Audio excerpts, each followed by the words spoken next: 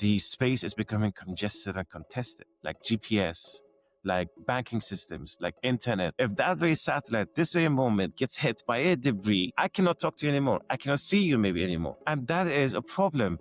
If we don't fix this problem right now to clean up space, this might not even work anymore, and we might work backwards rather than going forward. You literally went from a blank incorporation form to an acquisition in, was it 5 years, right?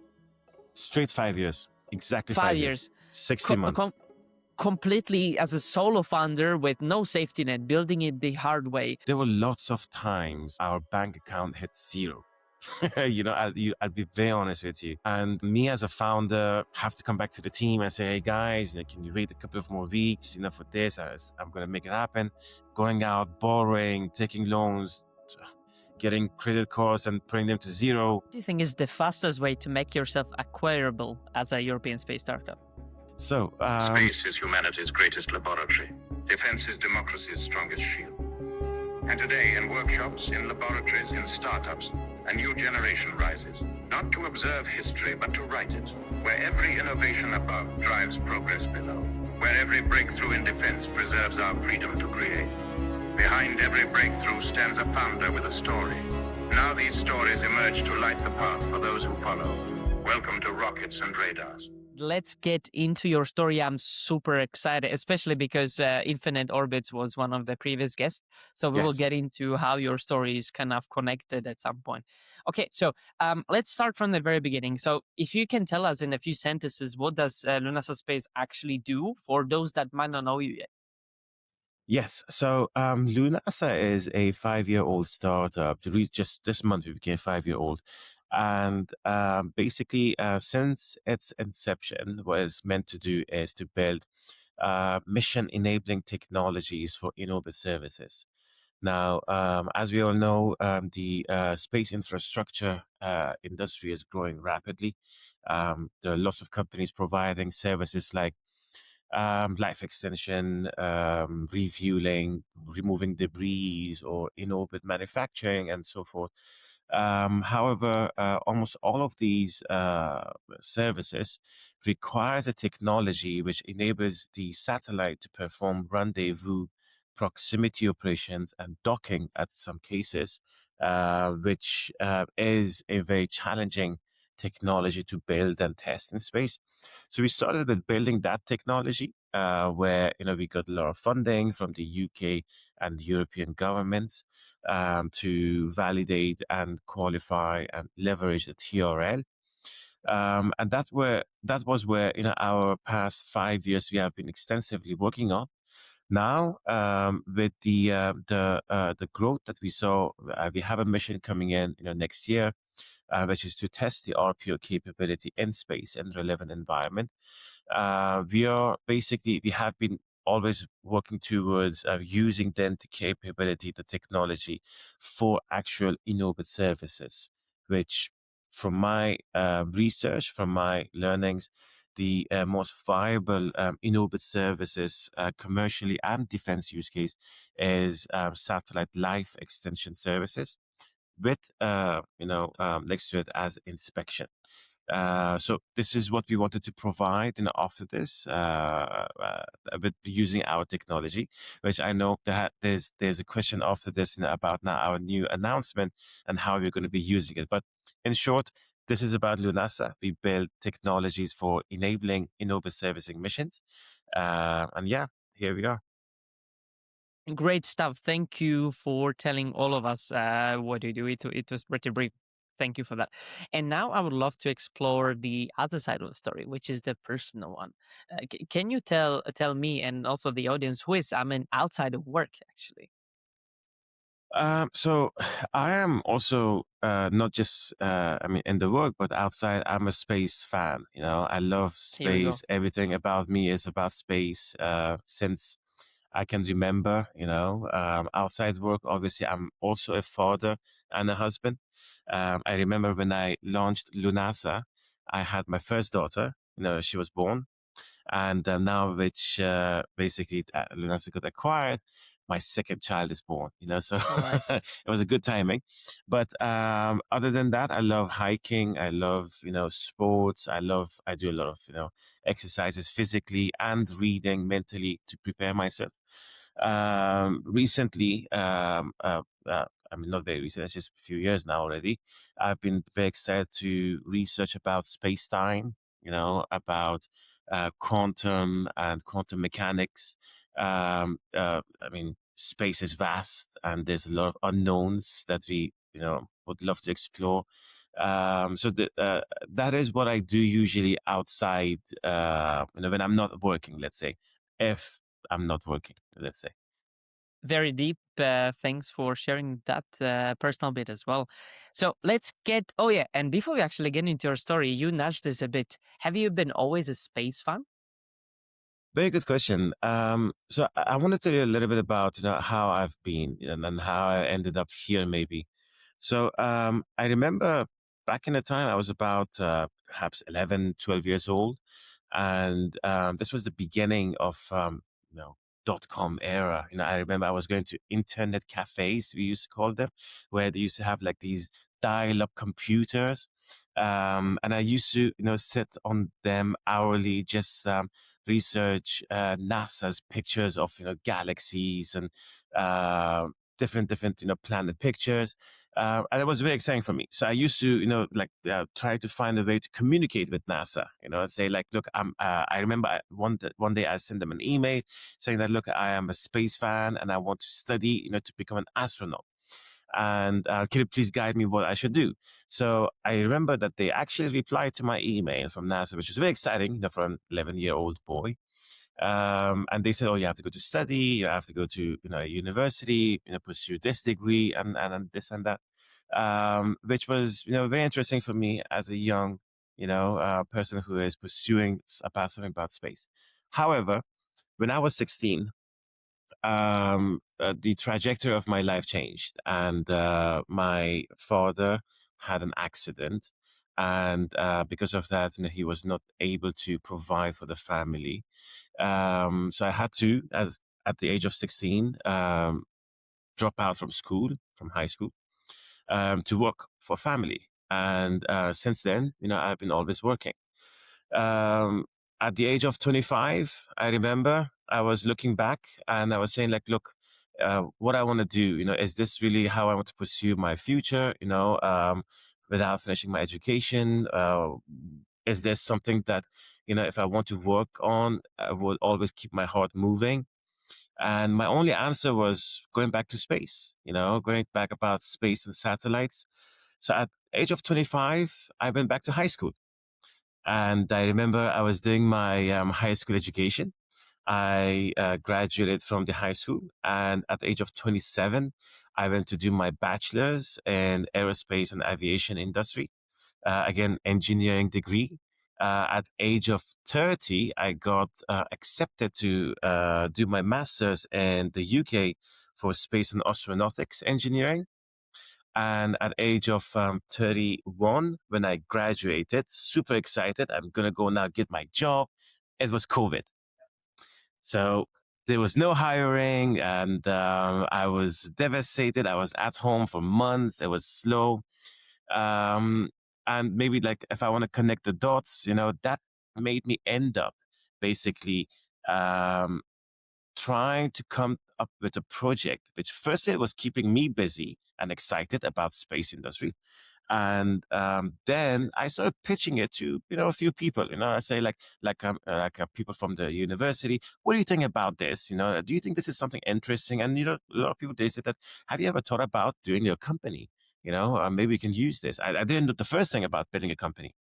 So I started pitching it, to different organizations, and they started, recognizing the idea, which was again about innovative servicing and making space operations sustainable. One thing ended to other. We basically got accepted in the European Space Agency Incubation Center, and this was, by the way, it was all just myself. There was no founders or co-founders with me, no team, and I had to go out and find people with limited knowledge that I had. And yeah, looked for raising funding, which I didn't know the first things about, at that time. So fast forward, we got several contracts from the UK Space Agency. I managed to gather a team, recruited a few people. People start talking about us, and maybe I just want to fast forward just for the keeping your time. We ended up to where we are today. It was never planned. This is my thing that I want to say. It was never planned to be here. I'm a space boy. I'm a space fan, and I will always be. I don't know what will be my next ventures, but whenever I look back, space is something that I've always wanted to pursue, and I think going forward, it will always remain the same. Thank you. I love how you briefly told us about the whole story. I'm now gonna try to get into the specifics and the detail parts of that. But super interesting. So actually, you nudged my next question is that if you ever thought about getting to Airbus or ESA after the uni, but was the COVID the main driver behind trying different stuff, which landed you incorporating Lunasa, or was there also something else? Good question. So COVID was one of the reasons. I remember I was applying to any job I could find related to what I was doing. Like I was more into satellite hardware and thermal engineering. Now, wherever I was applying, either I was overqualified or underqualified. So I didn't know where exactly is that ratio that I will be qualified for the role. So I was getting rejected for the similar reasons. And I remember even I was applying to jobs which were, the salary was not enough even to pay for my transportation. But I was happy to do it. I was happy to take that job just, to fill my CV. Anyways, I think I was like trying for like 6 to 12 months at least after my graduation. I was all, answers were no. So, me being a person that I cannot take no for granted and I cannot sit somewhere and not do anything about it, I said, look, if I would fast forward today to the age when I'm 60 or 70 years old, and if I look back and if I say, if I would have done that company, how would I have changed my life? Would it have been better? If my answer was I would regret that decision that I didn't do it, then I should do it. And I remember that that was my first driver, to step into building a venture. But generally, there were different reasons. COVID played a role. A lot of companies were significantly reducing staff or like slowing down and recruiting new positions because just the uncertainty of the future. And it happened that I came to the market at that very point, and then there were other cases like they were being careful on hiring, not overqualified, not underqualified. Yeah, here we are. No, great. And a few moments ago, you mentioned that you just tried to pitch your idea to different people and institutions. Did you know who to pitch, or did you just think about maybe I should talk with them and them and them, and then you just went? Just very curious how the whole verification, right, came to life. Yeah. I remember the first person that I pitched to was my dissertation professor in Cranfield University, where I was studying. And he was super supportive. He said, look, definitely think about, building a company. There's a lot of push in this area today. Back in 2021, there's a lot of interest, still it is, in the in-orbit servicing and space sustainability. But then what I did was, to still qualify the idea, I picked up some conversations, online. So I used to like just go to LinkedIn, look at different companies and see if I can find professionals with a lot of experience, in the industry for space industry, and just send them a message. Just send them a message, say, hey, this is me. This is what I want to do. Do you mind having like 15 minutes just to chat? Just I want to know if, this works. A lot of people that actually responded to me positively and they picked phone calls with me. And a lot of those conversations, the result was that, if you would start with this way and if you do this, it will go this way. So it was like some sort of mentorship slash, support that we could get. Very organic, and you just gave a blueprint to all engineers listening to this in a sophomore year or in, I don't know, second, third year that are thinking about something. Well, just do what the Amin did and let's see where you get. So thank you so much for sharing that. Now let's get into the point when you actually incorporate Lunasa. I'm very curious, did you know exactly what were you building at that point? Or did you just start a company and figure it out the specifics as you Yeah. went? So if I will tell you, in the beginning, we were really looking at building a reusable satellite, a satellite which will always remain in orbit. And we only would launch the payloads from ground. And in space, they would rendezvous and dock together. And then it becomes a single satellite, it becomes a joint. And that was the vision. And with that, obviously you can multi-purpose the satellite. You can always keep launching payloads, and they integrate in space. There were engineering challenges around this, but the first challenge we started to solve was the rendezvous proximity operations challenge. How do we actually bring them close enough and safely, and to dock together and to become one unit? So we started from there, and then as we were basically talking in the industry, we found that this is not just a problem for us, but it is general problem for the in-orbit servicing, and the technology readiness level. It's still very low. Talking about 2021, 2022, and we saw that there's a lot of investments on this area, so we only focus on this area.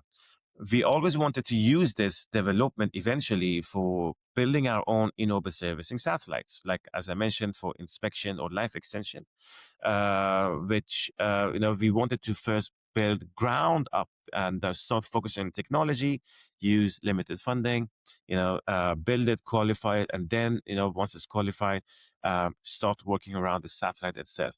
So yeah, we in the beginning, we didn't pivot so much from what we initially started.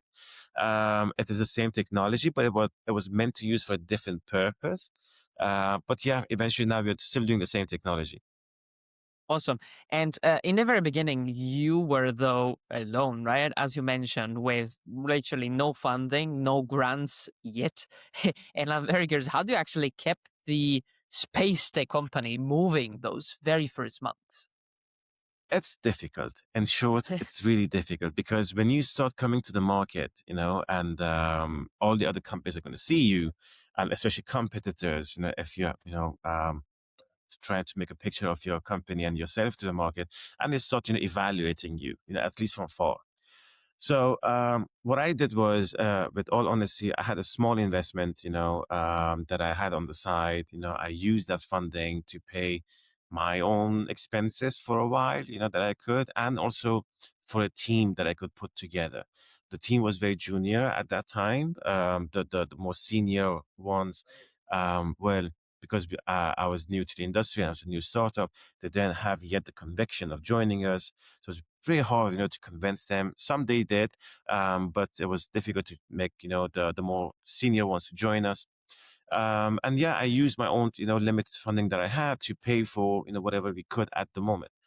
Now, something that I've learned, obviously from my previous experiences being in business, marketing plays a crucial role in starting a company. And I did, spend a little bit of time and sensitivity in the beginning on how do we appear in the industry. How do we basically looking at the messages we send out, how professional will it sound. And I found out that everything that we were doing from day one was actually triggering a lot of interest and attention in the industry because of the visualization we produced, the things that we talked about, and the professional dialogues we brought to the table. It started attracting people automatically. It was organic. It took a bit of time to get to that Of stage, course. but I was sensitive on the messagings we give out. So what I'm Interesting. trying to say is, for a very new startup, yes, funding is super important. Without funding, obviously, it's very hard to do anything. But you can, in the beginnings, at least for a short period, navigate your directions in the industry with other things which could reflect a different view of the company. Now, you don't have to tell everybody how much you have raised or how much you have in the account. They wouldn't really ask you. But how do you appear in the industry? Could sound how others could trust you. Super interesting, especially when you start to talk about marketing. I think space industry is one of the underrated industries where people spend energy in marketing, Yes, and maybe I agree. because it's engineering driven, right? Maybe because most of the time you need to talk with the government and they might not care that much as private players. But I'm very curious if you could summarize your experience from all of the years of building this company. What would you tell the newcomers in this industry how to actually tell the story in the right way? You nailed it since the Yeah, very beginning, but I'm very curious if you could have some specific of thoughts course. to Yeah, share. Yeah. yeah. It's no. What I've learned is that so you're right about the point that you're making. So this is a very B2B industry. We really meant to, talk directly to a customer company without needing to do any advertisers. But gradually, I'm seeing that this is shifting and changing, as we go. I agree. The reason I see this is because I think companies are starting to realize that, what they do, their product, their service, um, is important, to governments, the ministers, to attract more funding to the industry. It's important to educate other people, normal civilians. Why is space important? And maybe, exciting the youngsters to start pursuing degrees in this area. Because if we don't market that, if we don't show the interest, frankly speaking, still, after all these years, sometimes when I see, like people outside, if I'm going out and, meeting new people, and when I tell them about I'm working in the space industry and I have a startup in the space industry, they think that, I am part of a government, or large organization Interesting. in the Okay. space agency. They still don't know that, space industry is commercialized, and lots of startups are running it. So what in terms of when you said about the, how was my strategy, the storytelling, I think it's super important. And I think what the part of the storytelling is more important is this vision of that company that you're building, what sort of impact it could have on, firstly, the industry and then the normal people. And if the impact is not in a magnitude large, people would not emotionally get engaged with it. So if they see that, for example, what you're doing, it's not that, let's say, exciting, for them to learn more, or like they don't connect to it, they would, most probably very quickly just put it aside. We have Can you now, sure, please. sorry to interrupt you. I'm very curious. Can you tell us in practice what is a good example of messaging? What is a bad example based on your experience? Yes. So I don't know about a bad example. Maybe there's somebody who's doing that. I don't want to make that called a bad example, but as a good example of somebody with the storytelling, for example, like we have. I will use our own, instead of Okay, actually perfect. saying about others. So the type of story we were bringing to the table was, if today, we don't invest our energy, investments, funding, etc., into in-orbit service and space sustainability, as the numbers of satellites are growing, as the demand to access space is increasing, the space is becoming congested and contested. This means that it's become a playground for some wrong players to use space for bad purposes, could be military, etc., as you can tell. But with the congestion that we are building up and the satellites basically dying, let's say in early stages of their life, those debris, which are uncontrolled, could actually damage an operational satellite in space, which is crucial to our living on Earth, like GPS, like banking systems, like internet, like telecom. This very communication I'm having with you, it's through an internet, which is through a satellite in space. If that very satellite, this very moment, gets hit by a debris, I cannot talk to you anymore. I cannot see you maybe anymore. And that I is a love it. problem. If we don't fix this problem right now to clean up space, to make space sustainable, and for our future generations, this might not even work anymore, and we might work backwards rather than going forward. So a lot of people get connected with that, story that, why do we need to invest into this sector in every means? And then it helped us, So some of these stories, I think it really depends emotionally. How do we engage with normal people like me and you? Because we all are emotional in the end. And if we don't activate that emotion, it's hard to, capture their interest. And how much do you get into the technicalities? So depends on who you talk to. Sometimes you talk with normal people who have no engineering background, maybe. Uh, well, I think if you discuss technical sides of it, they might not really connect. But and vice versa, there's some people which are really engineers, and if you talk to them about more of the, let's say, commercial side of it, they might not get engaged with it. I think every audience requires their own way of talking, and you really need to read the audience before you start pitching. So this is something, by the way, I learned in a difficult way, but it Can you really tell depends who us? you're talking to. What do you mean difficult way? Can you tell us Yeah, I the think story there? there was a time that I was pitching on a stage, and the audience, there were no engineers in the audience. There were really business people, and I, instead of talking about the commercial opportunity, I spent almost 80% of the time speaking of the technical opportunity, which they didn't understand anything, and I think I bored a few people in the room, so it didn't go well at all. But then after, I started thinking about what was wrong, what did I should have changed on my pitching style. And I realized that it's really important in the audience, who they are and what language you pick to communicate with them. Awesome. Thank you so much for sharing the insights. Very, very helpful. And I would love to get into the next topic, which is the team. You Yes. kind of briefly explained that you were looking into juniors because it was very hard to get seniors on board. But I'm very curious, if you remember in the very beginning, how did you approach hiring and how did it Yeah. evolve throughout the years? Yeah. Very good question. So in the beginning, I think that the first hirings I did, I realized that, from my classmates who were also out of the university, a lot of them were still looking for jobs, because of the same situation, COVID and all the other reasons. And I started saying, look, I'm doing this. Do you want to come in and you want to, work together? This can become an experience anyways for you. And we work together. And if, we grow, you'll be part of the team. So I think about 5, 6 people, they said yes. And they came in for, a time and they were working together. But gradually, they started moving to bigger companies once, we were getting out of the COVID situation. And after that, whenever we started getting any new contracts, when we were announcing it, automatically some people were applying to us. But uh, I won't say that all these applications we were receiving were really good. Now, I had at that time, I remember, like, let's say 10 positions, for example, and I needed to fill all these 10 different engineering positions.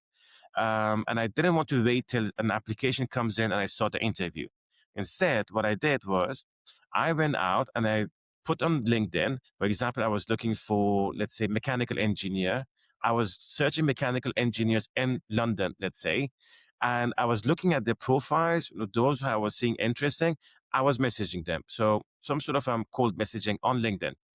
And probably from every 10 messages I was sending out, like I was saying, look, we're a space tech startup, we're based here, we have this, we have that, and this is where we're going. Do you want to have a conversation? And move 2 out of 10 was saying yes, let's have a conversation. And probably from every 10 people I was like talking on the call, one of them would say yes, and I want to join you. What is your offer? What is this and that? So I did hire actually a lot of people in this way. One of the reasons I did in this format was actually I could not afford to pay money to recruiters because they're expensive. They take like 20-25% Sure. of the salary of a person. So I could not afford that. So I had to spend a lot of hours sitting on LinkedIn and searching.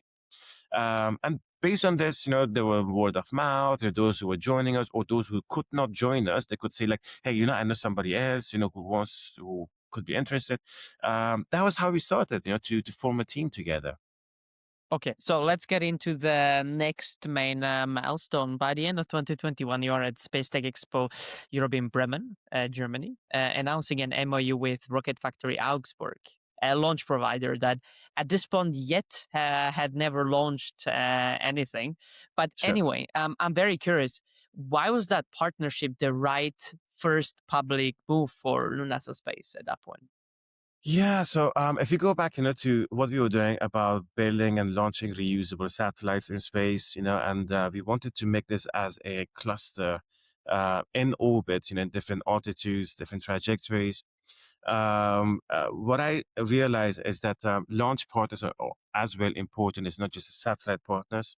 So we looked at, who could be the next winners and the launch provider. In the UK, we managed to secure an MOU with Skyrora, which is a company still, operating and moving towards, their first missions. RFA Rocket Factory, the same, this was another target. We did have some conversations with Indian launchers, we didn't end up, to get to signing something. But generally, we were interested to also, besides our satellite partners, to have a launch partner as well. And hence was this Makes MOU. sense. I think it was I think it was the first MOUs with RFA. I guess I was one of the first ones for them too. It was not just for Right. us. So good timing. Amazing. And the same month, you entered a European Commission competition, a startup competition in Spain, and you ended up winning the first 10,000 euros. I still have the check at home. So it was a giant 10,000 euro check, which, with all honesty, this was the first ever cash coming to Lunasa account, and I was on the Okay. moon, I was so happy. I remember I celebrated that night, and I still have the check. I mean it. It's still at home. We will add the picture on top of us Sure. here so people can see that. But anyway, okay, so that was my next question. Was it the very first check? And it was. And how many months was it since the very founding of the company, if you remember? Oh, I don't remember. I think it was, so I remember we founded in March 2021. I assume this check was about December 2021, something like that. Yeah, Yeah. a few months later, but it was still it was end of the year that I know, December or January, early 2022, something like that. Okay, awesome. And let's get into the big mass. So if we summarize the year, by the end of 21, you've got a product concept, you have a junior team, you have a launch partners on paper, and you got the 10,000 euros in prize money. What was still missing for Lunasa to get into the next stage, if you remember? So I think at that point, I was still not ready to raise private investment. And I was still more into, while I'm trying to build my own knowledge, around managing a company, I wanted to still, get more accreditations.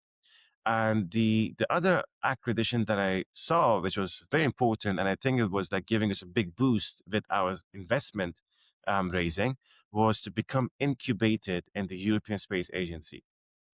So I remember I sent them an application, and I think it was with that incubation, we will have received £43,000. So from 10,000 euros, we go to £43,000. So I remember I sent them an application. I said that, this is what we're doing and this is what we are building. And they brought us to an interview. And unfortunately, they rejected us the first time we applied. Wow, okay. Which was, for me, it was like a big, disaster, because I think I put a lot of my hopes into that application. But it was not the end of the way. So I went back, and it was still that junior team. I told them, look, I'm going to do it again. We send another application the next round. So the next round, when it came, I did, in fact, before me sending them an application, they had a change in management, apparently, in the UK. And the new manager, they emailed us themselves, and they said, look, we have seen your application previously. I assume you have, worked around the comments we've given you. We would really like to see another application from you. So I sent them another application, worked out, with, even I've had, added a couple of other team members. And this time, they accepted, to incubate Lunasa. And this was, I think the incubation was starting Q1 2022. So it was amazing, because now from 10,000 euros, we go to 43,000 pounds. And seems like a lot of money in the beginning. It seems like, right? For a SpaceX startup, it's not really. But it seemed to us at that point, from where we started, it was a lot. Yeah. Awesome. And at the similar time when you got into the ESA bake, you got also selected for Seraphim Space Cam. Yeah. Tell everybody what is Seraphim Space Cam if they don't know just yet. Sure. So Seraphim Space Camp, part of it's an accelerated program run by Seraphim Space Ventures, which is one of the biggest space investors, and they are, with all means, the most super cool, people, very educated, very knowledge, and very helpful, not just throughout the accelerator program, but throughout the duration of that company, even until now that Lunasa is still here. They have been supporting us with different events. So yes, that was the next big thing apparently happened for us, which was to get accepted part of the Seraphim Space Camp. Where with that, we would get investor ready, and then they help us with the pitching, the pitch deck, connections with the investors, with even some larger organizations like Airbus and so forth. So we entered into that camp, and it's again one of the best things happened, for Lunasa. Awesome. And yeah, so if you didn't, that was my counter question. If you didn't get into Seraphim, do you think you would be here actually, or Oh, Esabic good as question. well? So I think what I believe in is that, and this is a bit of philosophical, Let's get into that. way of approaching, is that everything happens for a reason. Now, those reasons would not historically, if it happened in the past, would not mean that in the future might be connected to the very same ending. But everything that comes in front of your way, those are signs. And those signs could lead you to where you want to go as long as you choose them carefully. For me, at the point, if we enter to Isabik, if we enter to Seraphim, I think using those accreditations has led us to win our first major UK space agency contract, which was £216,000 for 3 months of work. And then that £216,000, if we won that, it led us to the next one, which was 1 million. And then that one helped us to, you see, like everything connects to each other. And if one doesn't work, if those signs, in front of you, if you don't, believe in them, and if you say that, I don't want this one, let's go for the next one. No, I don't want this accelerator program. No, I don't think we should be incubated. If you, don't take those signs as something that it would basically help you, you probably are going to change your trajectory. So I think everything happened throughout the road, including very, very downsides that we had. There were like very tough days and nights that we spent, led us to where we are, and without those, I think we would have not been here. I agree with that. Super interesting. And you nudged my next topic I really wanted to get into, and that is fundraising or Yes. or fundraising in exchange for equity, right? When you went through Seraphim, has your opinion changed on raise or not raise in Yes. exchange for the equity of your company? When I went through Seraphim, what I think we learned was that raising private investment is necessary for any company, any startup, especially in the early stages, until you get commercial, until you profit.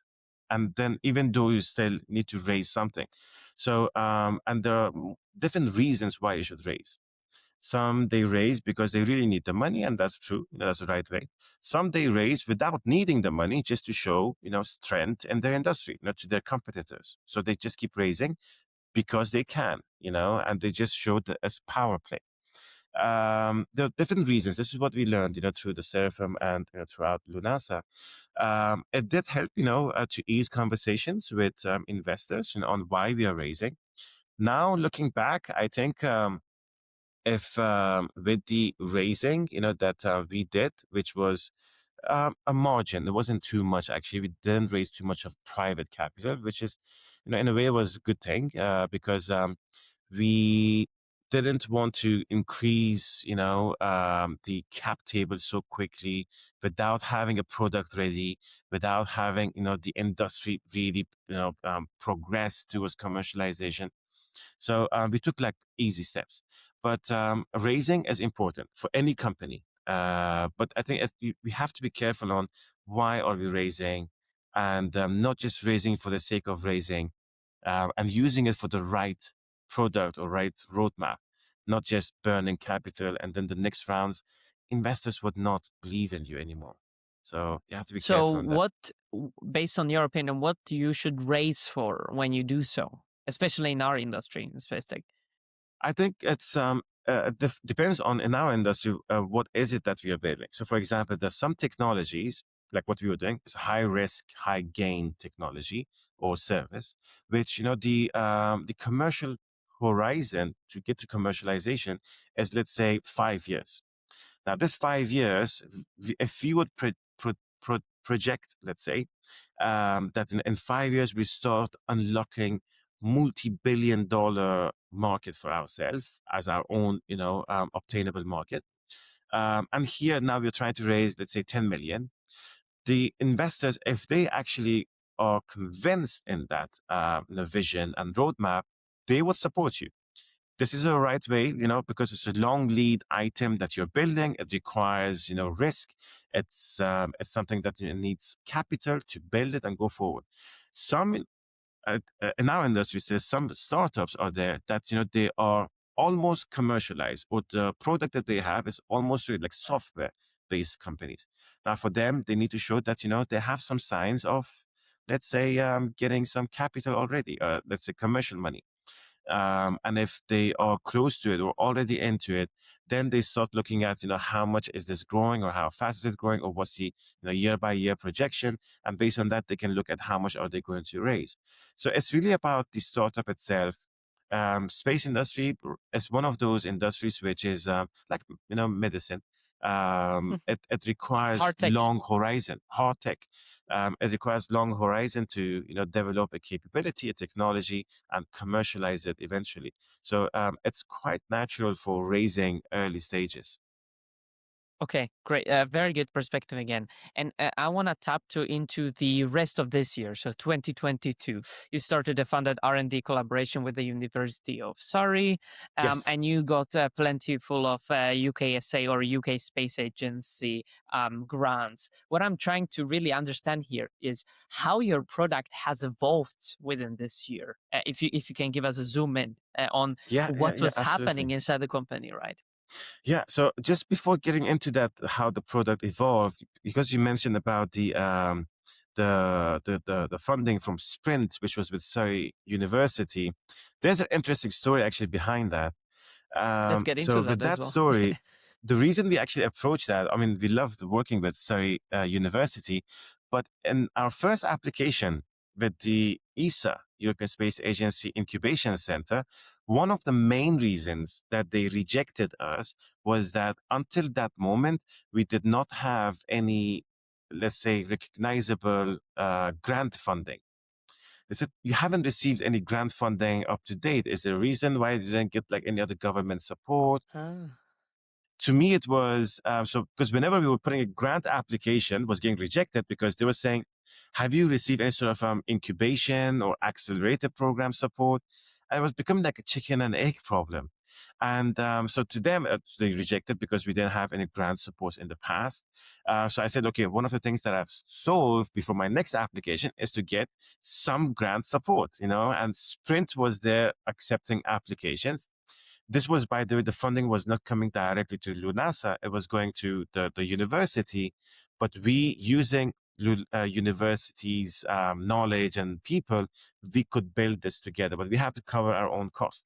So we said still fine with that. And we went through the university. Surrey was very well established around satellite navigation and autonomy and AI and RPO capability, which, we started this project together for 3 to 4 months. And then, when we went back to our second application with ESABIC, we could say that, okay, now we have some funding, we have got previous, and they accepted it. So it was easing the conversation. Ah, okay. So you Yeah. mentioned this, that as a big enabler on you moving forward for engineers and maybe even space tech founders that are just starting out. What was your approach in finding this R&D collaboration, and how do you find this if you have no idea where to go or who to ask and where Yeah. to apply? It's honestly, it's not easy. I think one of the things which helped me was that I was super curious and doing a lot of research. I was sitting on LinkedIn, without even looking at the clock, just looking at what others are sharing, what are they writing, what if they've got something from somewhere like funding. Okay, what is that? Is there any other opportunity? When is the next opportunity? Just learning and learning. I think the first probably 1 year at least for me, it was really learning what is going on in this industry and the market, especially with the funding side. So it's something that depending on every company. If you're a new founder, if you're a first time founder, and if it is something that you don't have the knowledge, the key thing is just keep researching. And I sometimes I see that people um, hesitate, or let's say they're shy to Google things.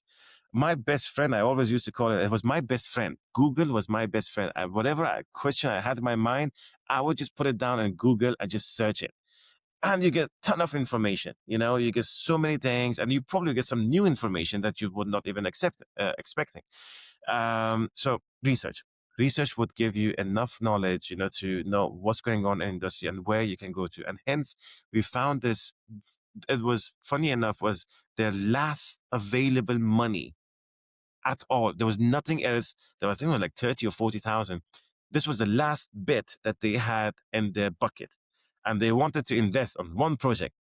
So we got super lucky that we put the application and they found it interesting, that they said, okay, we want to fund it. And after that, Sprint has not been working anymore.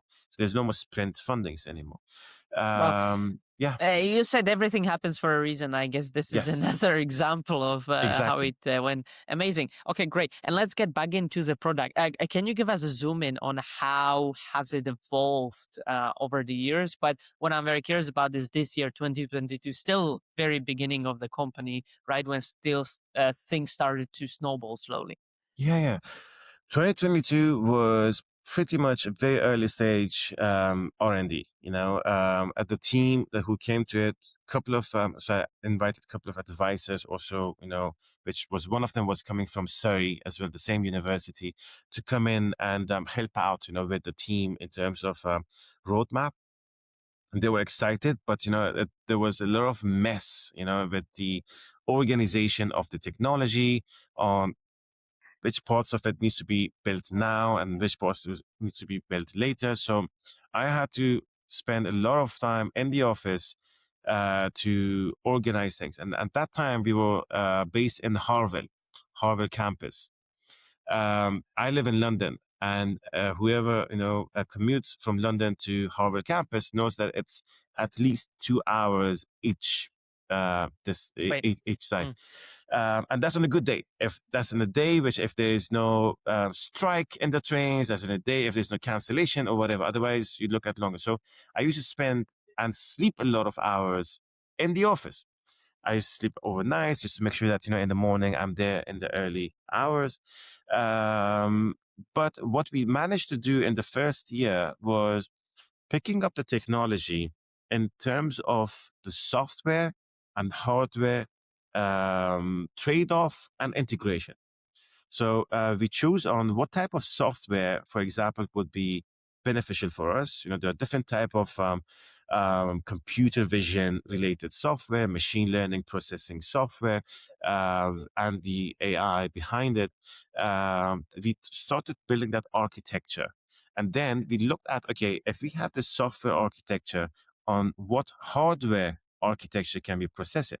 So we started looking at different hardwares on off the shelf. Unfortunately, again, at that point, we didn't have much of technology readiness, commercially off-the-shelf units to work with our architecture. We are using AI in space for vision processing. It was very new, to the industry. So what we yes. Yeah. Continue. Sorry. No. So just in short, so what we managed to do was we started to look at what is the most closest to what we want, and we reduced somewhat of the technology capability just to match with that hardware. But over time, we started picking up. Now the hardware today we're using is NVIDIA based, which it's pretty well known. I mean, that time in 2021, not really state of the art. So today it's much more, accredited, and it's much more recognized. We're using now NVIDIA, which is doing the job. But yeah, it was a challenge. And what is your philosophy in building in-house and outsourcing several parts of your product, actually? You mentioned NVIDIA here as one of the things that you looked externally, but curious, what is your philosophy around this? Just to share Yes, with others as well. which is again another good question. I see a lot of companies these days. They either uh, tend to either build everything in house or tend to build, a lot of things outsourced. There is a balance here, I believe, and I think that balance it really depends on the company strategy. I think if you would take a step back, I think if let's say a company which wants to build a satellite, let's say, and if this satellite has different subsystems, you have like propulsion, a computer, power system, and so forth. And then you start looking at, okay, which part of these subsystems is so crucial to your satellite, which if you don't have it, your mission will die, your mission cannot continue. But also, if you don't have it, you cannot find it anywhere else or any other company. If the answer is if there's a subsystem as such, then you have to build it in house because you cannot rely on other companies or other ventures to supply that very system to you. So your mission, proceeds and, continues its development.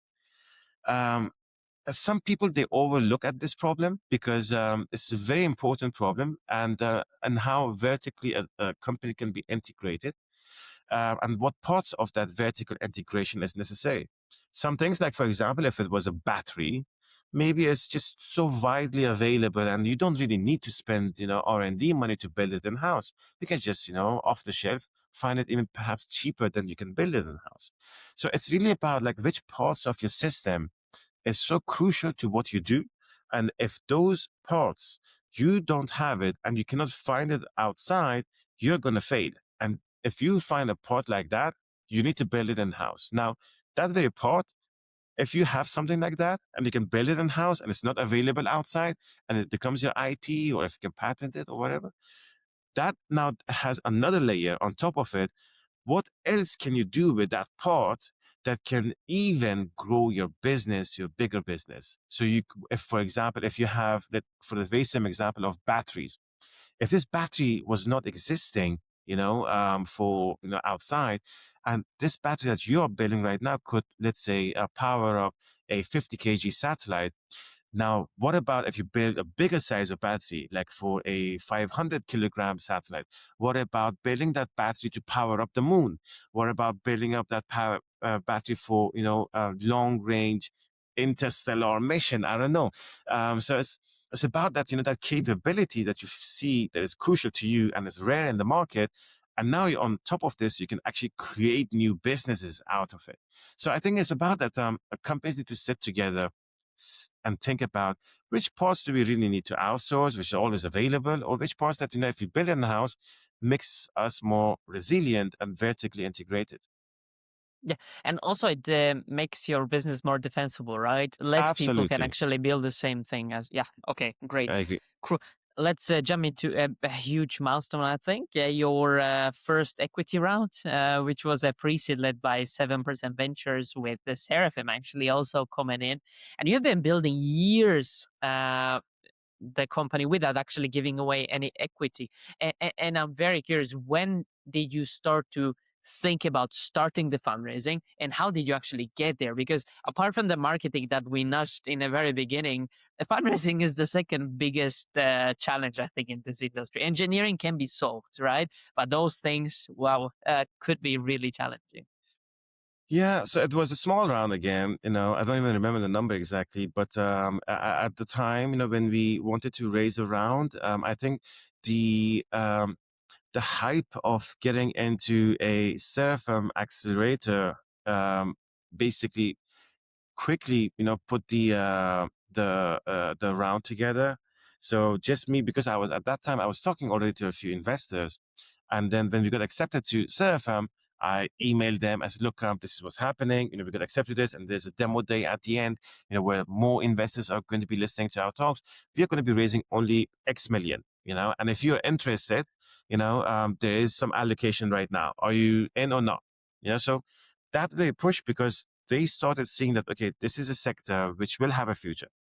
This company is young and has an opportunity and has been, in a very short period, received all these accreditations, ESA Beg and grants, and, now Seraphim. If we perhaps, don't gamble and take, let's say, a bet on this company right now, we might lose this round and they might raise it on their demo day as well. And then the next equity rounds, we might come in a more expensive round. So let's say yes. So a lot of those who they said yes to us was based on this. Apparently, when I spoke with them Interesting. afterwards, and they didn't want to miss out on the opportunity. And it came together very quickly, actually. In that just couple of months of the camp, we managed to raise that pre-seed. Again, it wasn't so. It was difficult. It's not as easy it might sound that I'm making it, but what I'm trying to come to is with that part of those signs. Maybe if I wouldn't have accepted Seraphim's offer, maybe if Seraphim wouldn't have accepted us to be part of the camp, maybe that round would not have been raised. Maybe that investments would not have been raised. Maybe Lunasa would not even have been here. I don't know. Everything is connected, to where we are today, and I know where we go after this. So, yeah, that was the round. Again, everything happens for a reason. I think I will mention it many more times from this point. Super interesting. You mentioned that you haven't raised a big round on purpose. How did you think about it before you actually raised it? Just to share with others, right?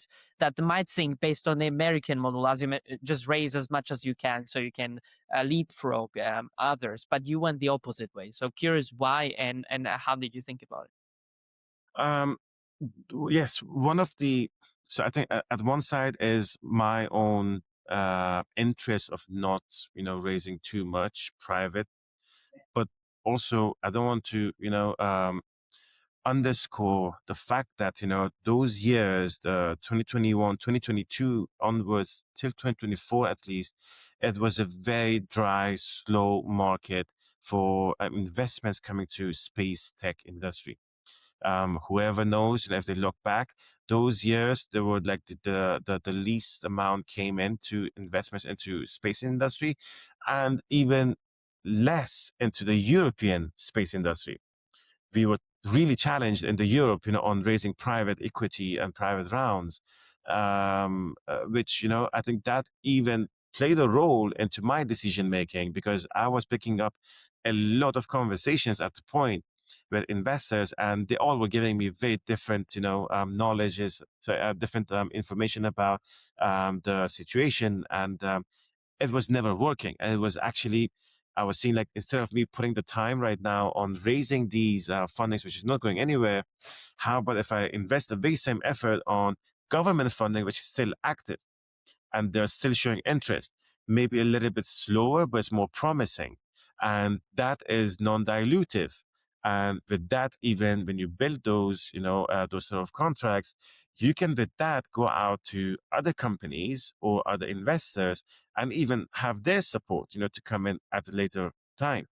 So that was my narrative, really, when seeing that, okay, look, if the investment is not working, there are other options as well on the table that you can take those, to make sure that the light is on, and the work progresses. Which that helped us, to actually manage a lot of contracts. Today, as I'm speaking to you, we have about 6 ongoing contracts just right now, with UKSA and ESA. Um, it's just how we think about the situation. So I see a lot of startups that they would keep pushing only for an investment side, not for other ways of getting support like financially, they think that's the only way that they should be working. And you'd be surprised. I've seen a lot of them shutting down, unfortunately. In the past five Yeah. years, there was I have seen a lot of sad news coming out of these, companies going out of business. Again, thankfully we are here still. Um, however, it's worked out. But yeah, I think a founder needs to make a decision on. It's not just the private investment. There are many other ways you can actually make the company still remain if you believe in it. Mm.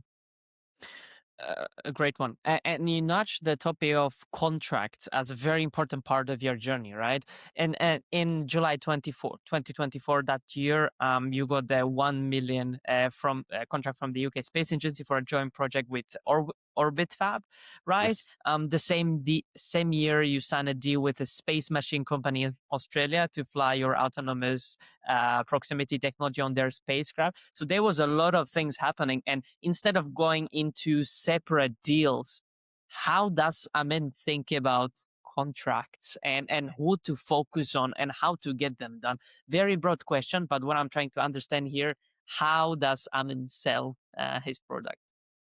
Yeah, so there's one angle of it, which is the contracts which are coming in from the government side, like UK Space Agency, Innovate UK, European Space Agency, and those are mainly driven by what is the technology, how niche it is, and what does it unlock commercially, or in the future, does it catalyze more investments, or is it adding more talent and skills to the ecosystem. So that's how the governments they will start looking at the contract, and then using that for the company. Now I would need to think, okay, if I'm building this, and if okay, I'm getting the funding, now what is the roadmap from here to next 3 years and here to next 5 years? And when do I need to test? In that test, what do I need to test? How much of that technology I should be testing, like in orbit testing? And then where can I go to get this demonstrated or tested and qualified? And then I need to make sure that that part of the roadmap is not overlooked. And then the other part, now connecting these two together. So we have projects, which has roadmap, which has milestones, and then we have the missions, bringing those to the team. We say, okay, now here we have these, let's say, the smaller work packages that you guys need to work on, that you guys need to come together and start building the pieces of the puzzle. So it's all interconnected in a way. And I think one of the, again, something unfortunate that I see is that there are some companies that, let's say, you are building, for example, let's say you're building a battery, right? And then you start seeing that, a contract opportunity is coming out, which is nothing to do with battery industry. It has with Earth observation, for example, completely something different. You somehow start thinking about how can I put an application together to push it this way. Okay, let's build Earth observation product. Then you see something about telecom and you want to do something else. So this, deviates you from the original roadmap, and what That's why you I ask you, initially because started. this is a big challenge in the It industry, right? really There are is. so And many I think things. Um, for especially for a company which is after let's say government funding, you need to be careful not to, let's say, waste time on things which is not immediately important to your original business. Because if you start building things which is not that what you started about, yeah, I think the team will even get frustrated. There's okay, what is exactly that we are building here, and eventually the government will start getting confused because they like, what is your end goal? So focusing on the vision and the roadmap is important. Now, whenever we send an application or we talk to the government, they know exactly what we do. They know exactly what we have built. There's nothing different from them. They know exactly where we're going even after this. So I think that's just something that it's a small let's say a factor, but it's important to business. and how much were you focusing on the public versus private, right? On Um, the contracts level, if you yeah, had so any strategy in your head back I then. think because we were a small team, we didn't want to also make ourselves exhausted with the things which are not relevant. So we put, let's say, 60-40 or 70-30 balance between more heavy on the contract side and rather than the commercial private side of it, Okay. because in the end those companies were still also looking at the same places we are looking. So today if you go out and then you want to commercially get engaged with a company, they will, if they're not a huge organization, large SME, they will start saying, okay, look, let's find a grant opportunity to work together. So they will still go on the same spaces. And I think for us, it was important that, okay, if you want to spend time with them, firstly, is that really important? Like, end goal, is the result important? If not, focus on where, is important in terms of our roadmap, and what can help us to build and progress, which was one of those was the 1 million NSIP contract you're referring to. Yeah, awesome. And regarding looking at the different perspectives on who to sell to and how to sell, um, I want to really talk about the product evolution by this point, by the end of 2024, where your original vehicle concept or a spacecraft that you designed back in 2021 has evolved into two focus products.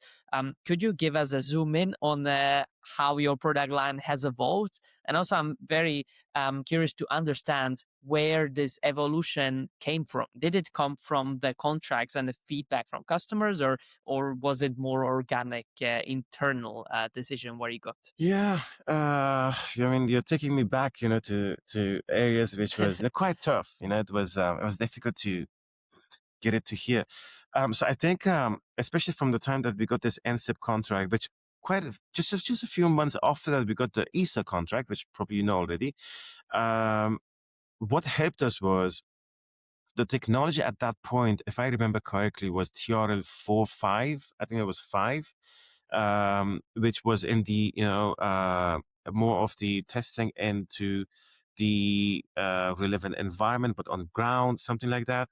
So what we did was, when we were building this RPO capability, there were a lot of questions, that we were not yet finding the answers of those questions into the industry.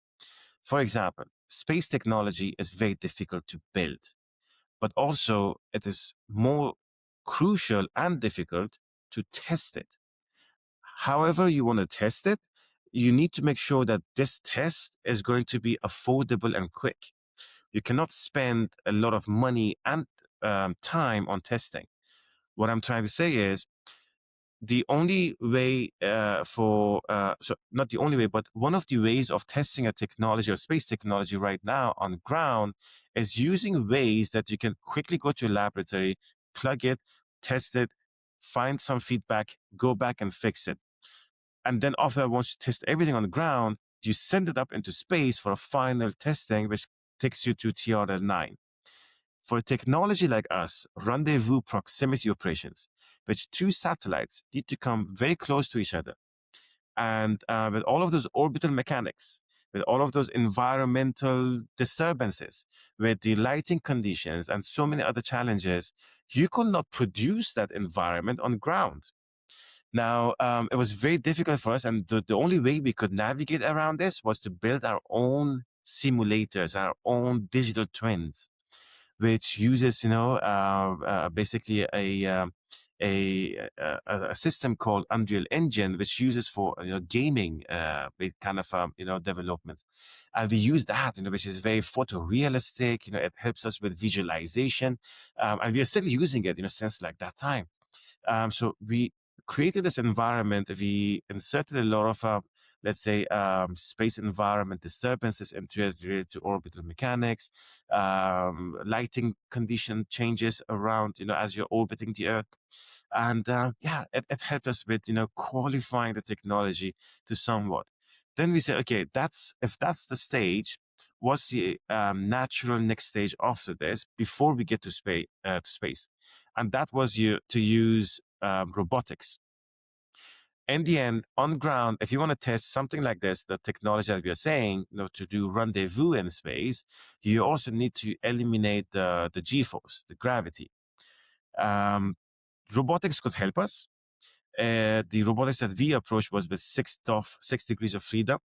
But it did not overlook a lot on the gravity problem. But we could still use hardware now instead of software, which we're doing with digital training, with hardware to approach and rendezvous and attach and get some sort of understanding on how will it basically work in the relevant environment. So behind me basically is a dark room. It's a laboratory, it's a dark room, which, when everybody's out, when you look at it through the camera lens, it looks like the satellite is floating in space. There are two robotic arms, which they come close to each other. They perform the RPO autonomously. And, this helped us now to become more vertically integrated before we get to space. So it helps us to look not only just about how we're building the technology, but how do we qualify, validate, test on the ground feasibly, affordably before the final stage of getting to space. And that is, I think, one of the main things we have been working on 2024 and 2025, on that challenge. Super interesting. Well, it's kind of like thinking in first principles, right? What are we doing? What are the different parts, and what are the physical? Because physics kind of play the biggest role in trying to get into the testing phase. So again, a very interesting perspective. And just to conclude this topic of a product line, how did your products or product line look like by the end of 2024? A few months before you got into the acquisition that we will get into. So 2024, so acquisition happened now, 2026, but Well, but sure. So let's say if 2024, 25. Let's do that. 25, exactly. So the 2024, 2025, by the end of it, as I call it, we became a mission enabling company. So what we mean is, so if there is a company who wants to do in-orbit services, starting from guidance, navigation, and control software suite, computer vision algorithm, a relative navigation software suite, which is very, very challenging software, by the way, with a very high accuracy software to perform relative navigation. Simulators, digital twins, computer and space. So edge computing, which, as I said, was one of the challenges, to process algorithms as such in space. Simulators, digital twins, on-ground laboratory for performing hardware in the loop, on-ground electronics for performing electronics in the loop, and a clean room to assemble your final payload to go to space is what we have and what we do. If you're a company, you come to us from the day you knock our door till the day you want to go to space, you can stay with us.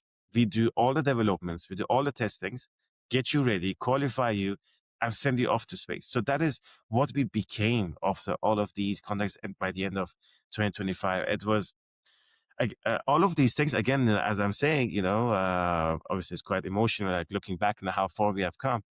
But we built them in house. The team just, sitting next to me, they built the softwares, the hardwares. We use a lot of talent. The people, they came in.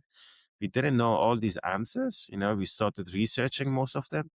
But we spent a lot of hours and days and weeks and months, and it led us to become that very vertically integrated company, which is recognized for what we do. So yeah, that's where we end of 2025. And you mentioned that this is very emotional. Like, how do you feel right now? Like, we went through a lot of the journey that you went through. How does it feel to be where you are right now? There are obviously things that I haven't said. For example, like throughout this whole phase, there were lots of times that our bank account hit zero.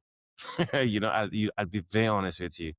And me as a founder, okay, while all the different challenges happening, have to come back to the team and say, hey guys, can you wait a couple of more weeks for this? I'm going to make it happen.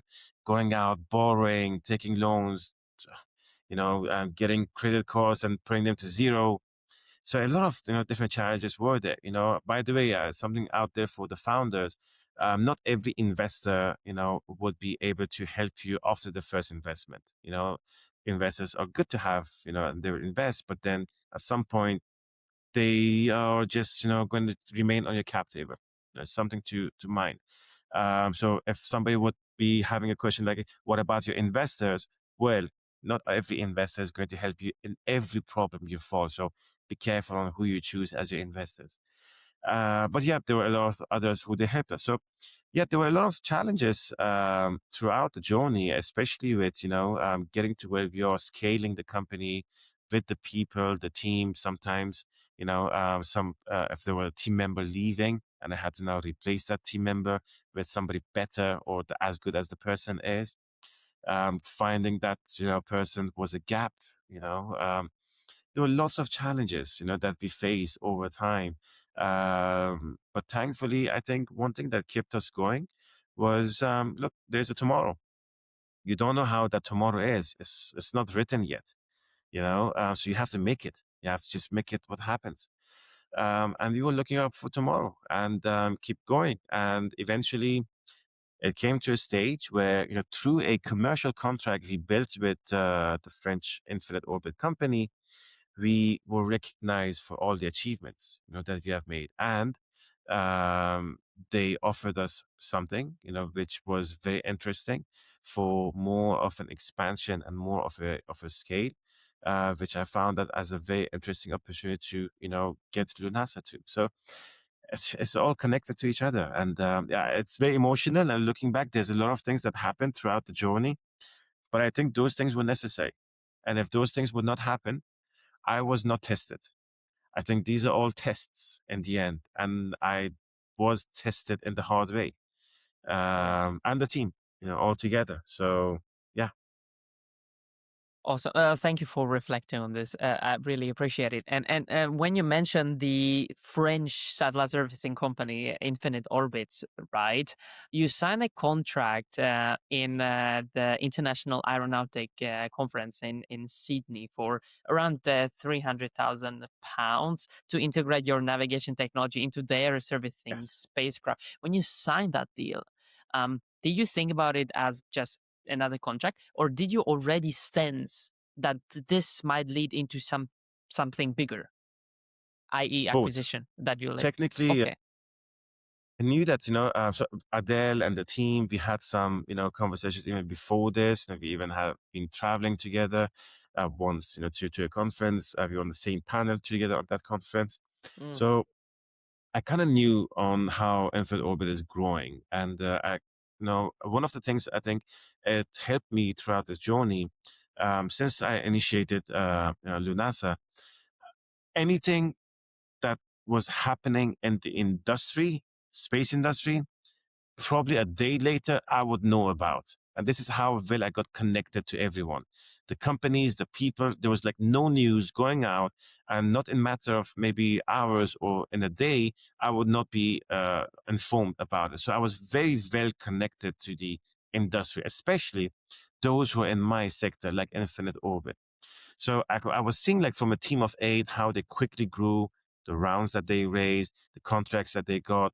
I was in touch with them, and I could also see that their mindset and culture resonates with what we are, and it was very well aligned in terms of how they want to become a leader and how they want to attract more commercial funding and defense funding, and this was again very aligned with what we're doing. So the synergies grew very quickly between us.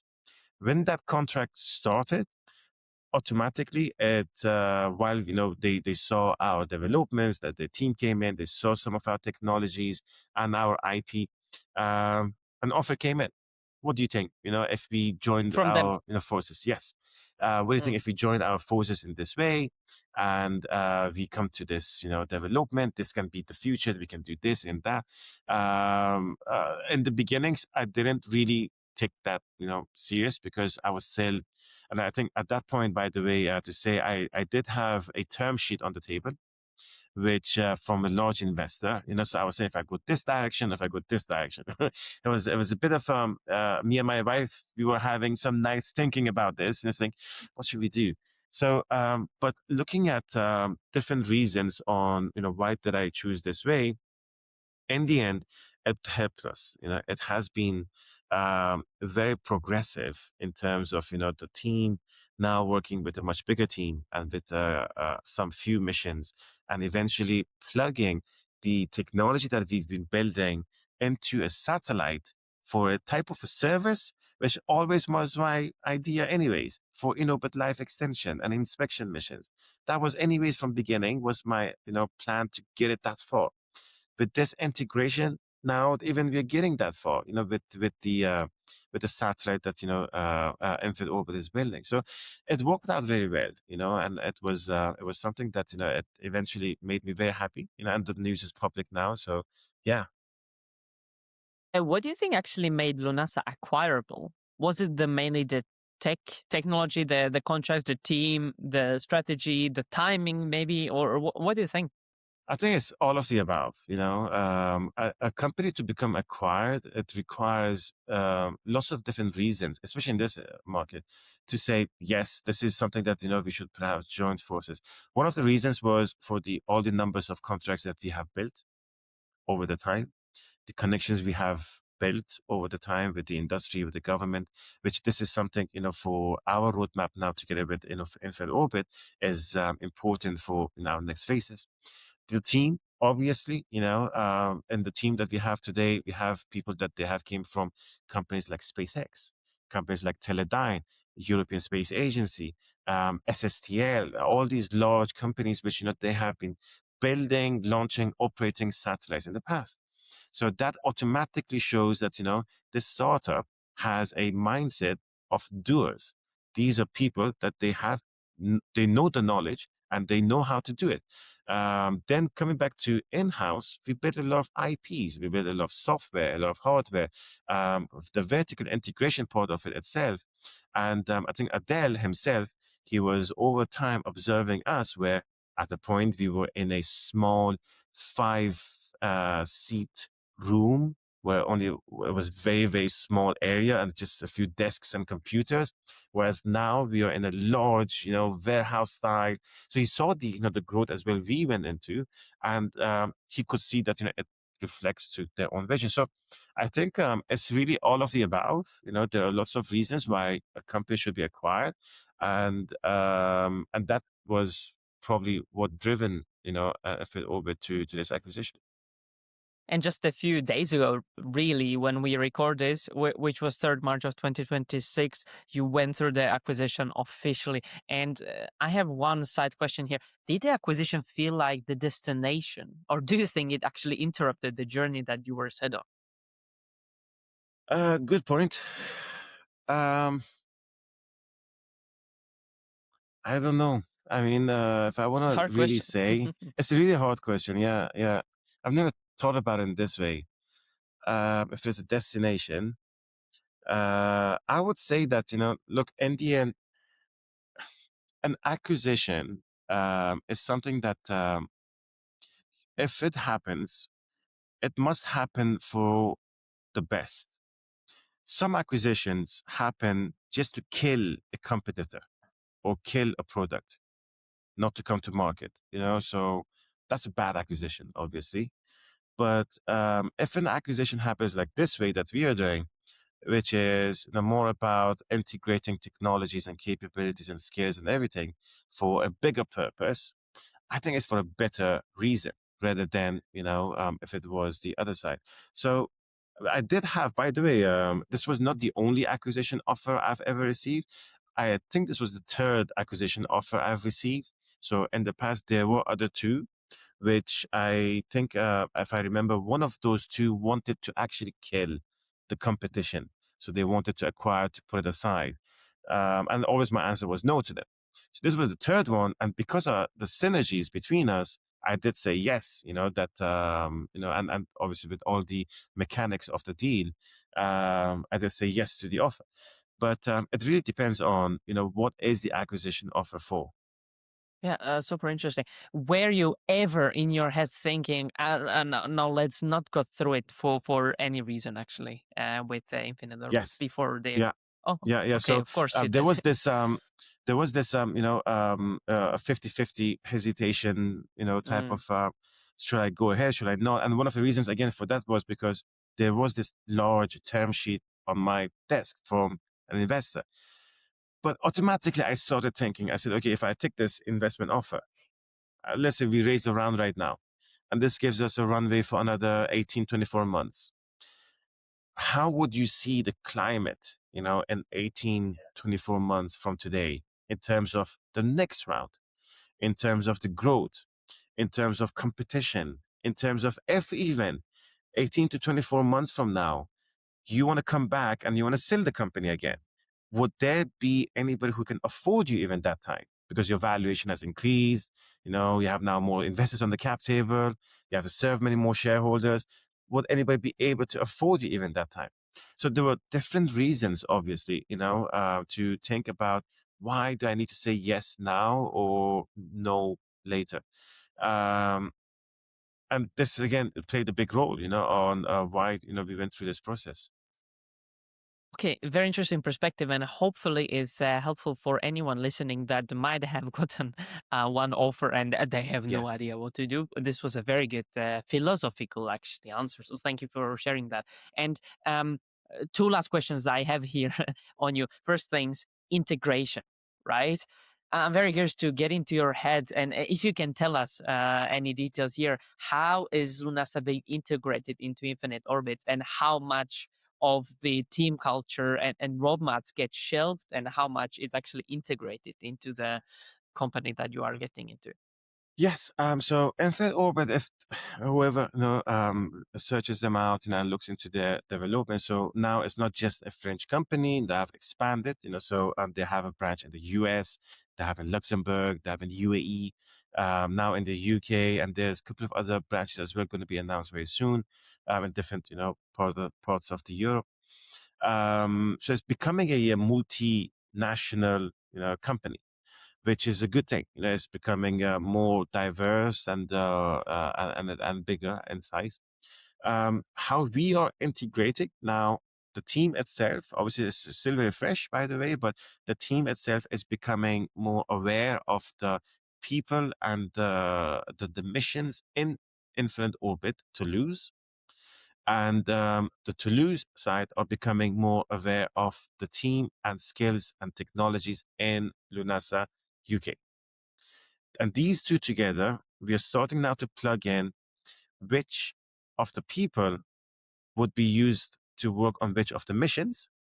So, for example, some people from our side will be working on some of the missions in Toulouse. And then we'll be looking at which of our technologies will be used on which of the missions in Toulouse. And from Toulouse as well, we'll be looking at which of these missions or which of the people would be useful to work with us in our contracts we Mm. have in the UK. Going forward, this is a sort of an integration, the high level side, but the going forward, we're going to be basically using this merger to become aware of everyone at every point, at every technology, and with that, with the new contracts we're putting in, for the new missions, which by the way, they're large 8-9 figure contracts, that we are working on right now with the government itself. We are still not established, but we are pursuing. Those are even more interesting, that we're going to use our own capabilities, our own people, with the same knowledge to work on those missions. So the integration part is fun so far, and everybody's excited to learn more about each other. As we speak right now, two of the guys, from the team are in Toulouse, meeting the people and starting to integrate. Once they come back, two others are going to go over there for some workshops, and then two others from the Toulouse are going to come here. By April, we're going to have a party in all of the branches so that people can come together. So we are, really picking up that integration part quickly. That's one.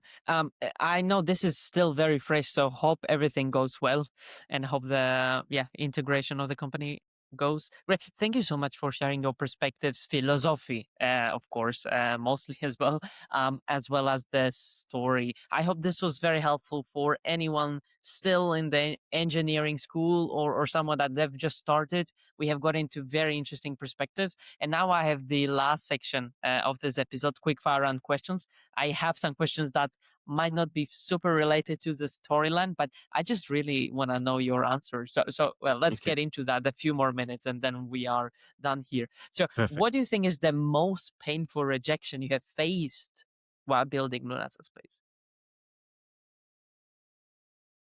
Most painful rejection. Of course, I've received a lot of rejections.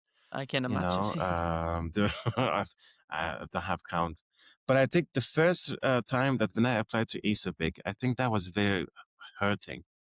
I Mm. remember, if I can, just put the picture out there, when I received the feedback, the outcome of our first application. I even remember I was in the gym, and I was obviously, waiting, counting minutes, refreshing because I knew which day the response is going to come. So I was refreshing my emails to see if the email is here or not. And then once I received it, when I looked at it, and it was, saying that, unfortunately, your application has not been successful. I remember I just sat down. I could not even think what I should do now. I thought it was the end of the situation. So that was one very painful rejection. But that was at the beginnings. So in the beginning of a company, you have the hype, and it was painful. There was a second, which was, I think that was the biggest pain rejection I've ever experienced in 5 years. Okay. And that was uh, October 2023. October or December 2023. Sorry. I think it was December, most probably.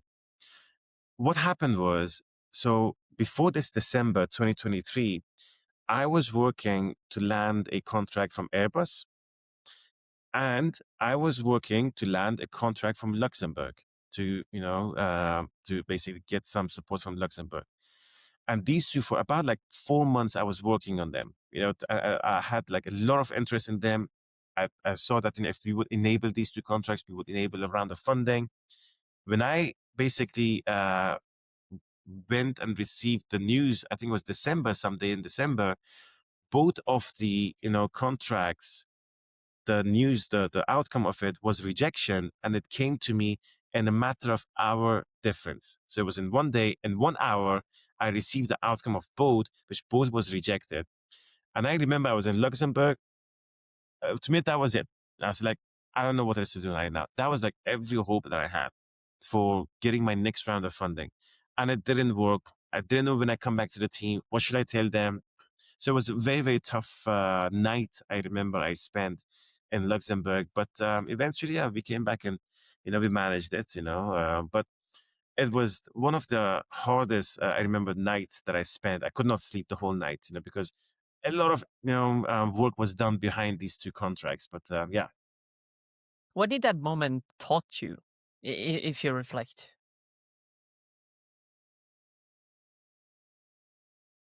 I always see things happen for a reason. Again, I think, look, if I have always had this passion of going to space, becoming a space traveler. And I think I will, I don't know how. I think at one point in my life, I will actually travel to space. And I think all of these things I'm experiencing, is because to build a person or personality which would continue climbing that mountain as long as you don't give up. It's easy to give up. I could give up right now, whatever I'm doing. I just stop it, move away, do something else, That's the easiest thing. But if you can keep that resilience and continue whatever you're doing, keep getting punched, but you keep continuing. You don't know what happens tomorrow. You show up tomorrow. You just because you love it. There's nothing else that you love as much. So you have to just come back. I think what taught me at that point was, even with such a hard failure, what do you want to do? Do you want to give up?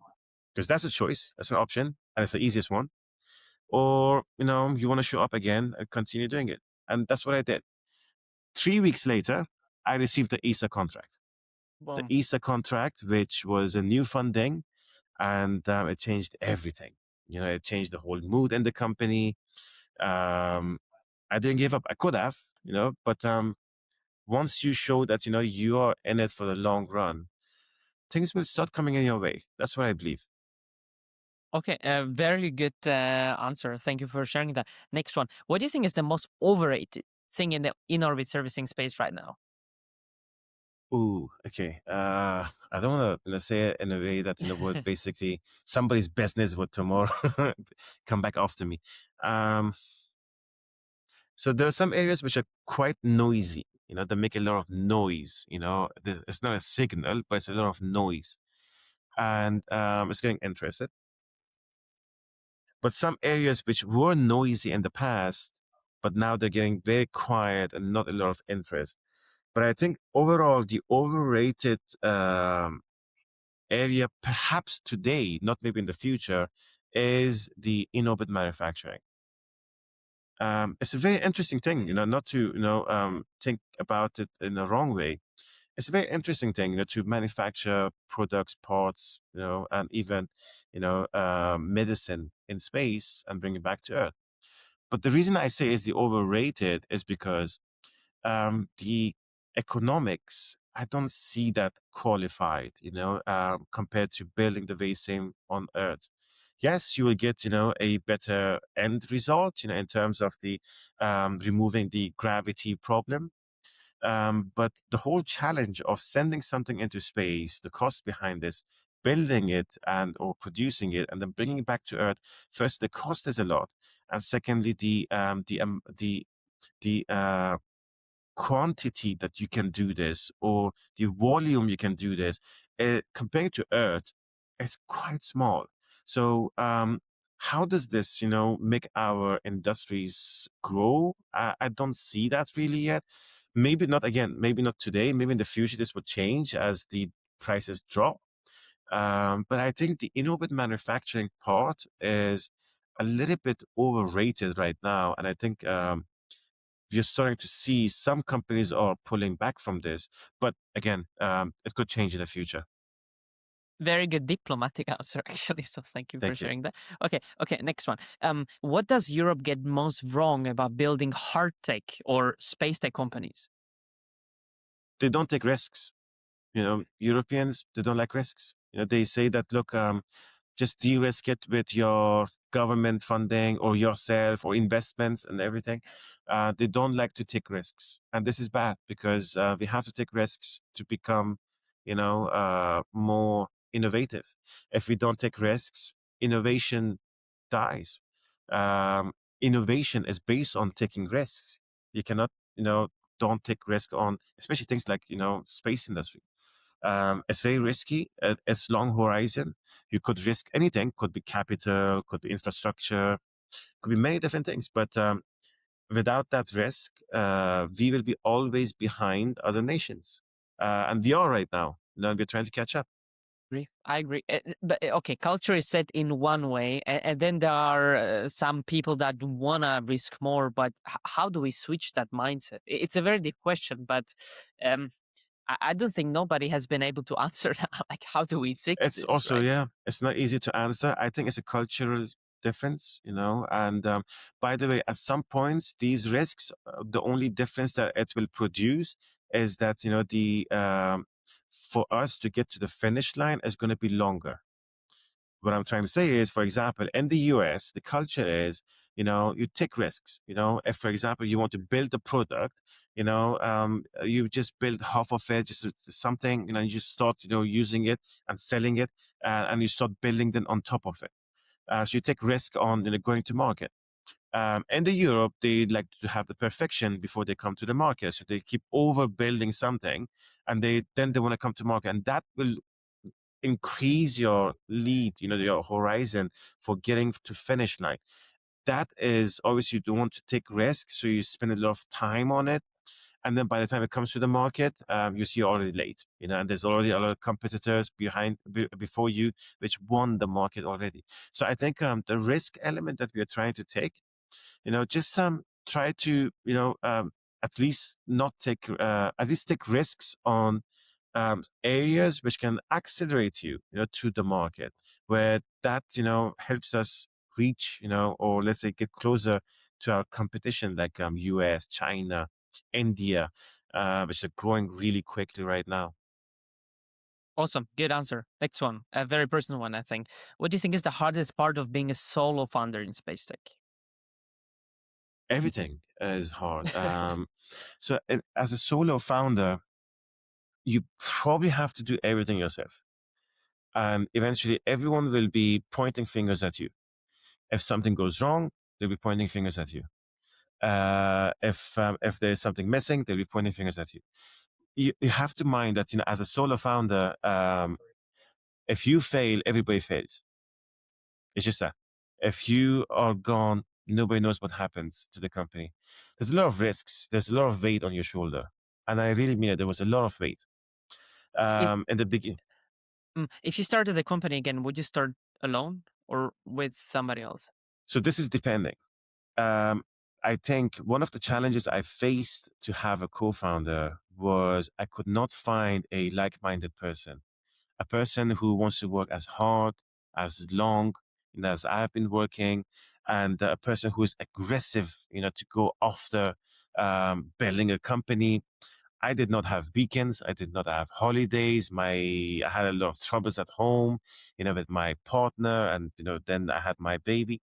So if somebody would want to sign up for all of these things, yeah, for sure, but it's not easy to have a co-founder who wants to be a 9 to 5, who wants to have vacations, who wants to, make sure that they earn a lot of salary.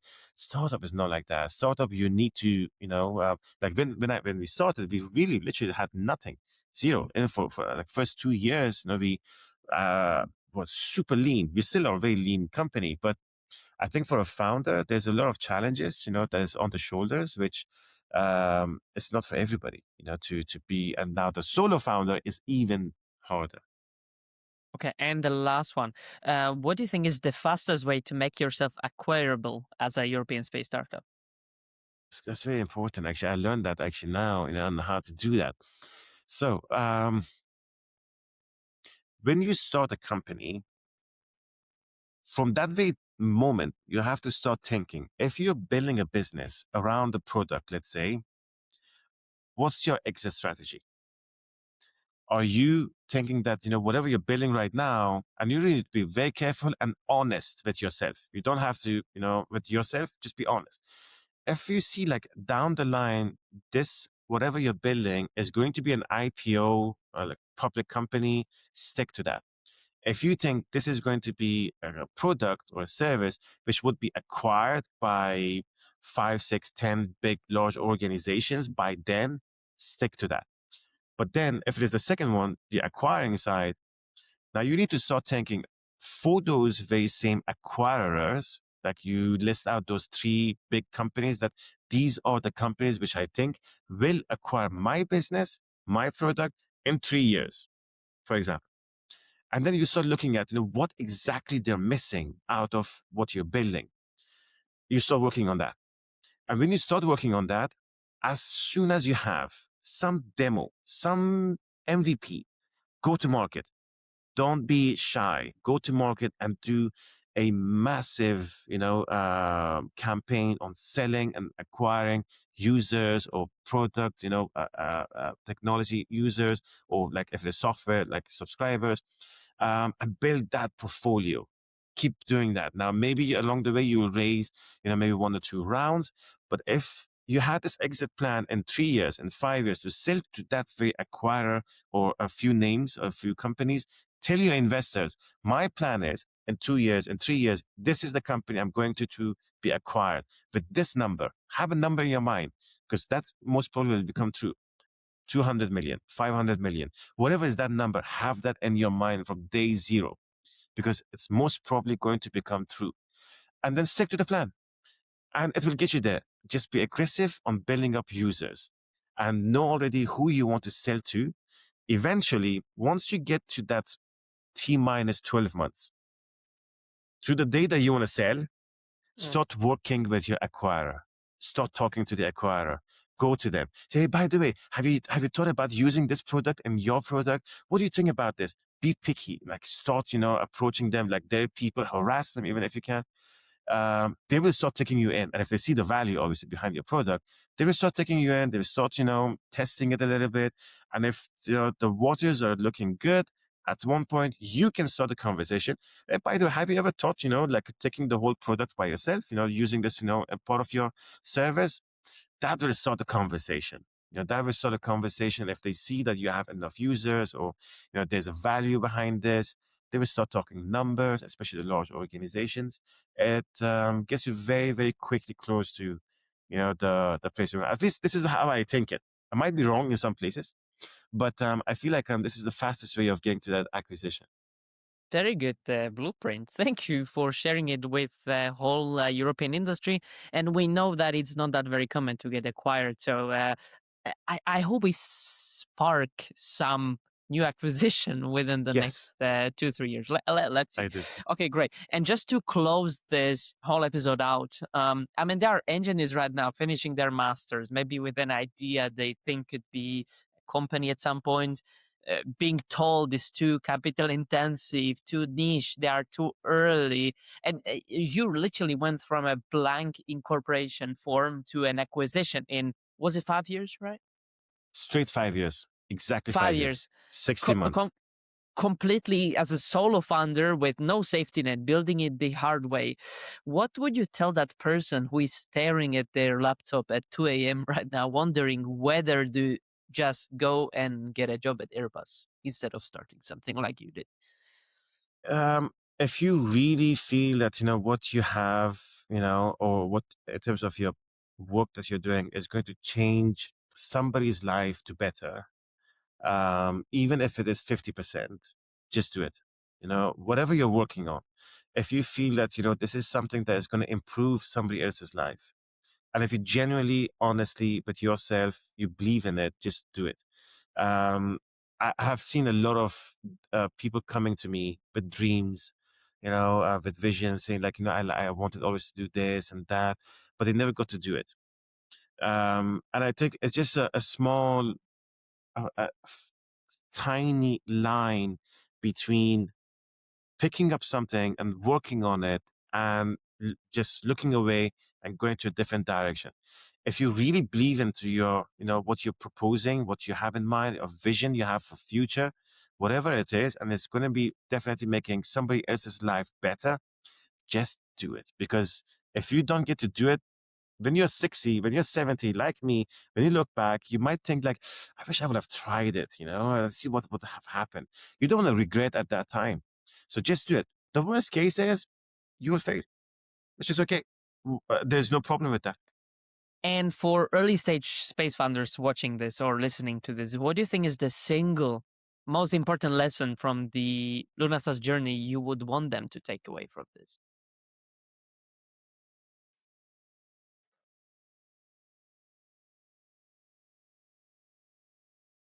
It's hard. There's no doubt, I probably those audience, I definitely would appreciate, what they're going through. It's hard. It's absolutely brutal, when you're building a company from beginning. It's fun as well. You get a title, people look at you and they talk about you and they talk to you about what you're doing. It's fun as well. That keeps it a little bit balanced, I guess. But if you want one thing that in my journey, I think it just took me to where I am right now, consistency. Keep doing it. There is nothing more important than that when you're building a business. If you believe in it, if you're convinced in what you're doing, the only thing which will get you to the finish line is consistency. And there's a lot of problems, starting from the company itself, the team, technology, money, financially, shareholders, this and that. But consistency, you just have to be doing it. There's no other way. So Okay, as long as they awesome. can stick to the plan. Thank you so much for sharing everything, sharing your philosophy, even on a personal side, your insights and story. I really enjoyed this. Hope you too. Even though I would love to talk for extra hours, we skipped a few parts, but I think this was as good as it could get within this time frame. So thank you again.